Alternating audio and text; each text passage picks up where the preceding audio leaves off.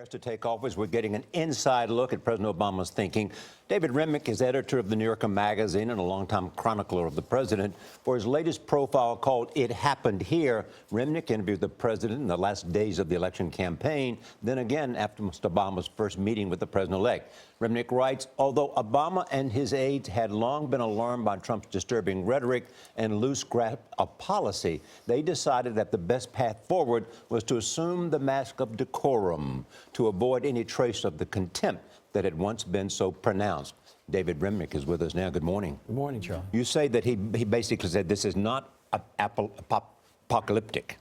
Yeah, he said the end of the world is only here when the end of the world is here. Yes. But this is the rhetoric of trying to buck up not only his staff, but the American people and the tens of millions of people who obviously voted against Donald Trump, because he doesn't want people to despair if in fact that they are feeling that way. But and what worries him then, as the President of the United States who's sitting in the Oval Office? Where to begin? Certainly appointments like Sessions or Flynn, whom he fired, or Steve Bannon.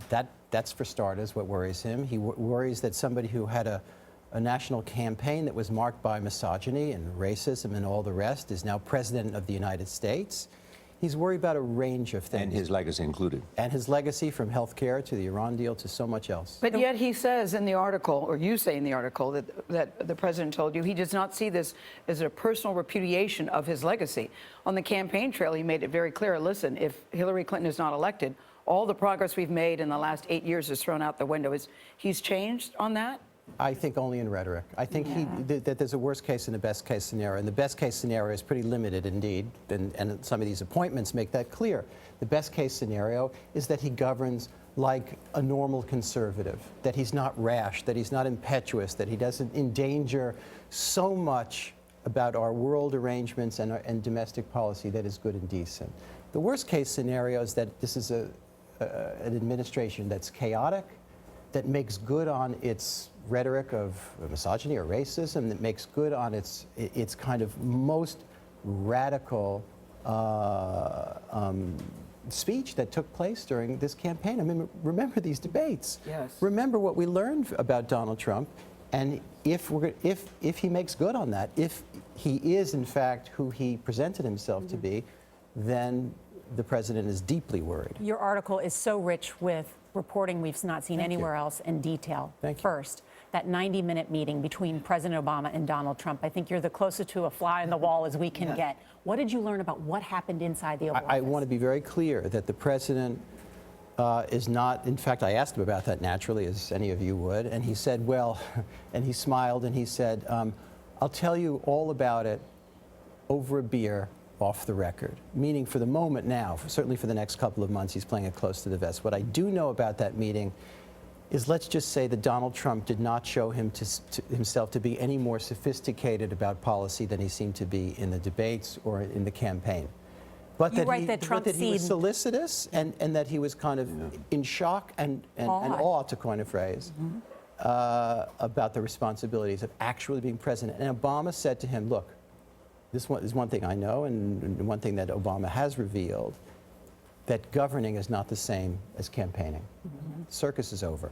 He also said that Donald Trump understands the difference, how facts and truth don't matter. I thought that was an interesting point. Well, I think we've seen from this campaign that we have a whole new media universe. Yeah. So he Fake speaks to news. the media question. Yes, I'm And look, fascinated here's a by this. great example of it. Yeah. Obama, when I was with him on the campaign, he and his political director were obsessed about an article that came out in BuzzFeed about a town in Macedonia, former part of Yugoslavia, in one town where they were producing, just a small group of guys, producing over 100 pro-Trump websites that were filled with fake stories, completely fake, like, you know, Pope Francis is endorsing Donald Trump, or Hillary Clinton encouraged Trump to run because he couldn't be bought. You know, just complete nonsense. So he's concerned about a media where you can't tell fact from fiction. You can't penetrate it. If you create a media universe for yourself where you're inhaling fake news, you're not going anywhere near the New Yorker, the New York Times, or CBS Morning. So, David, why does the president think that Hillary Clinton lost?